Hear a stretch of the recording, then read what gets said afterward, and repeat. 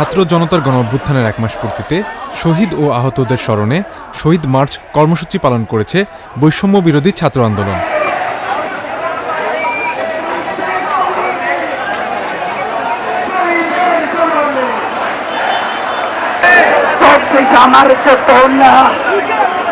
বৃহস্পতিবার বিকেল ৩:৩০টার দিকে ঢাকা বিশ্ববিদ্যালয়ের রাজু ভাস্কর্য থেকে এই শহীদ মার্চ শুরু হয়।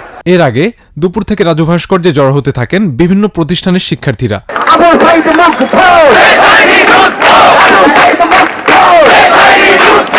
এ সময় শেখ হাসিনার বিচারের দাবিতে স্লোগানে উত্তাল হয়ে ওঠে ঢাকা বিশ্ববিদ্যালয় এলাকা।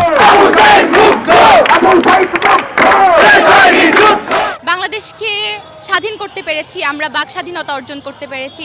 স্বাধীন দেশে থাকলেও স্বাধীনতাটা উপভোগ করতে পারিনি, যেটি আমরা বর্তমানে করতে পারছি।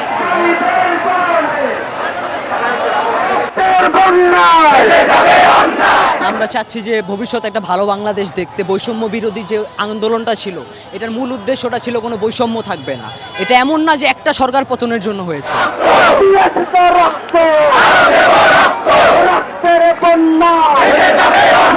আমরা এই গণতন্ত্র চেয়েছিলাম, আমরা এই গণতন্ত্র পেয়েছি, এবং এই গণতন্ত্র যদি এইভাবে থাকে, আমরা একদিন এই বাংলাদেশ সম্পূর্ণ গণতান্ত্রিক হবে এবং আমরা স্বাধীন হব এবং আমরা অনেক দূর পর্যন্ত এগিয়ে যেতে পারব।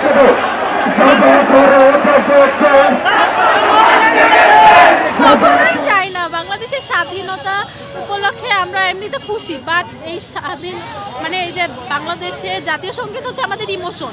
আমরা ছোট থেকে এটা শুনে আসতেছি, প্লাস এটাই ভালো আছে। আমি চাই না যে চেঞ্জ হোক বাংলাদেশের জাতীয় সঙ্গীত।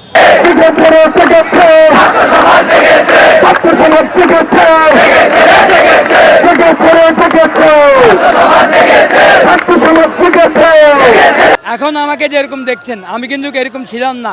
আমি আপনাদের মতন সুস্থ একটা মানুষ ছিলাম। আমার অপরাধ কি? আমি ছাত্রদেরকে সহযোগিতা করেছিলাম, পানি খাওয়াইছিলাম, শরবত খাওয়াইছিলাম। আমি নামাজ পড়ে বাসায় যাওয়ার পথে দূর থেকে অতর্কিতভাবে দুর্বৃত্তরা যারা নামাজ পড়ে বের হয়েছে তাদের উপরে গুলি চালায়, এবং এর মধ্যে একটা গুলি আমার মুখে এসে পড়ে।